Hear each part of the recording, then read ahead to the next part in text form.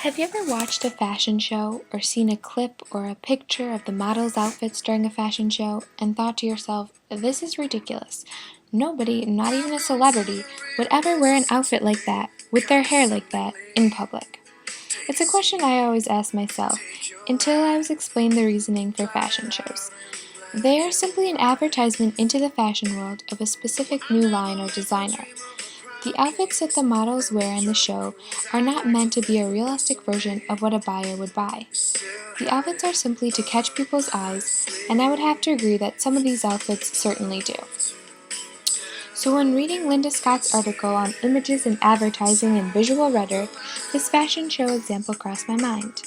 She says we have an assumption that pictures reflect objects in the real world, but much to everyone's knowledge, some advertisements, and the fashion show example that I just spoke of, simply are not realistic representations of the real world. So then, how do such ridiculous and not straightforward advertisements work? Let's take this Nike ad to demonstrate the rhetorical process of viewing this visual. We see a man jumping over a train in presumably a busy and not so modern town. We understand this, but do we really think that because of the product that this ad is trying to sell, he is able to fly? Not really. Because of what we know, we can assume that the picture is photoshopped or the man is harnessed to a rope which dangles him high in the air. But this is not what we think about when we see this ad. We visualize ourselves at a new level, whether it be beating out the competition in our sport or just jogging gracefully and beautifully through a neighborhood. We realize that Nike products can enhance our performance, but we most likely will not be jumping over any buildings, even with a pair of Nike sneaks. Nike also has something special with its checkmark logo. Everyone associates this sign and their saying, "Just do it," to the Nike brand. This advertisement is successful by following Scott's belief that an image acts to produce an attachment to the brand in a manner that is automatic, effective, or unconscious, or all of these at once. She also says, all that is necessary is the contiguous association of a brand or product stimulus with a visual stimulus, which I think Nike does very well with their many advertisements and their famous logo and slogan, inspiring people to go above and beyond in the world of sports. This next example I'm a big fan of. It is an advertisement for the 2007 U20 World Cup, but I believe it has a very powerful message. Scott says that the first thing a visual advertisement needs is a positive or negative value. As a viewer, I have a strong positive value on this image. The image has a "the day after tomorrow" feel to it, but I think that this creates so much more of a powerful message and that this tournament is a big deal. The World Cup is a global experience, one that brings together nations from across the ocean.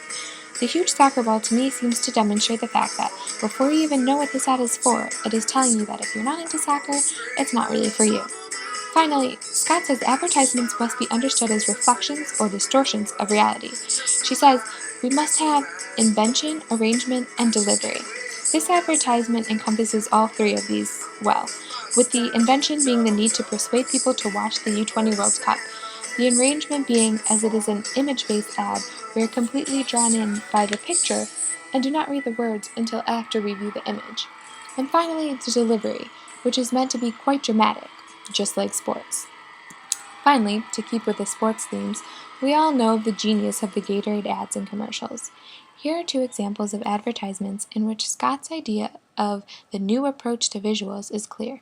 She says, advertisers recast pictures as information in symbolic form, as messages that must be processed cognitively by means of complex combinations of learned pictorial schemata, and that do not necessarily bear an analogy to nature. We know that when we sweat, hydration is necessary to keep our body going, but we also know that if we drink orange Gatorade, we will not sweat orange, as Michael Jordan seems to be doing, and we know that we will not simply melt if we only drink water, as the goalie seems to be doing. But these advertisements do work. The photographs catch our attention, give us pleasure and a specific feeling, but we don't think that we necessarily will be able to do exactly what these photoshopped people in the ads do. So in conclusion, advertisements don't always have to consciously make complete sense to us. They just have to catch our eye and we understand and are able to comprehend what the advertisement is telling us, even if it is not completely unrealistic. From fashion designers to sports companies, and everyone in between, advertising consists of images that rely on visual rhetoric.